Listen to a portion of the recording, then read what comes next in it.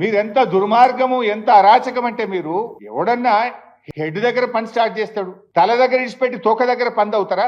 ఆనాడు కమిషన్ల కోసం పర్సంటేజ్ల కోసం ఎన్నికల ముందు హడావిడిగా 28 ప్యాకేజీలకు టెండర్లు పెట్టి మహారాష్ట్రతో అగ్రిమెంట్ లేదు, డిపిఆర్ లేదు, డిపిఆర్ తయారు కాలే, మహారాష్ట్ర ఒప్పుకోలే, టెండర్లు పిలిచిండ్రు.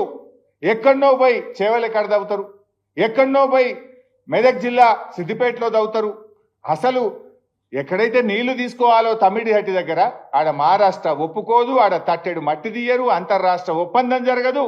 తప్పు చేసింది మీరు చేసిన తప్పును సవరించడానికి మేము ప్రయత్నం చేశాం.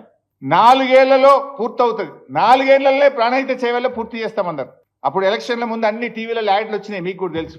తెలంగాణ ఉద్యమాన్ని దెబ్బకొట్టాలని చేసిండ్రు. 4 ఏళ్లలో వీళ్ళు చేసిన ఘనకార్యం కూడా చెప్తా. 4 ఏళ్లలో ప్రాజెక్ట్ పూర్తి చేస్తామన్నారు 2008లో. 2012 నాటికి వీళ్ళు చేసిన పని ఏంటంటే సర్వే అండ్ మొబిలైజేషన్ అడ్వాన్స్ల పేరు మీద కాంట్రాక్టర్లకు ఇచ్చిన అడ్వాన్సులు, పని చేయకుండానే ఇచ్చిన అడ్వాన్సులు 1426 కోట్లు. 4 ఏళ్లలో ల్యాండ్ ఎక్విజేషన్ కోసం పని మీద పెట్టిన ఖర్చు ఎంత అంటే 160 కోట్లు. చేసిన పని భూసేకరణకు గాని చేసిన పని 160 కోట్లు. ఏమి చేయకుండానే మొబిలైజేషన్ అడ్వాన్స్ల కింద కాంట్రాక్టర్లకు ఇచ్చింది 1426 కోట్లు. ఇది కాంగ్రెస్ పార్టీ యొక్క అవినీతికి పరాకాష్ట. తట్టెడు మట్టెత్తకుండా 1426 కోట్లు 2012 నాటికి కట్టిపెట్టారు మీరు.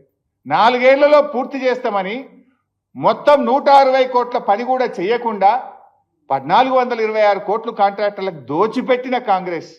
ఆ దోపిడిలో ఈ ఉత్తమ్ కుమార్ రెడ్డి కూడా బాధ్యుడే.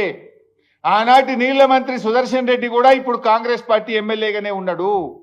ఇది కాంగ్రెస్ దోపిడి. మేమొచ్చిన తర్వాత రివ్యూ చేసి సర్వే మొబిలైజేషన్ అడ్వాన్సులు రద్దు చేసినాం. ఇప్పుడు నేను చెప్పింది 4 ఏళ్లలో వీళ్ళు ఇచ్చింది 1426 కోట్లు. బై ద టైం కాంగ్రెస్ ప్రభుత్వం దిగిపోవడం లోపు సర్వే మొబిలైజేషన్ అడ్వాన్స్ పేరు మీద 2328 కోట్లు దోచుకొని తిన్నారు.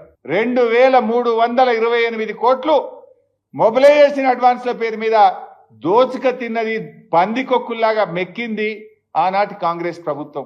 ఇంకా సిగ్గు లేకుండా ఉత్తమ్ కుమార్ రెడ్డి ఏదో మాట్లాడుతుండు.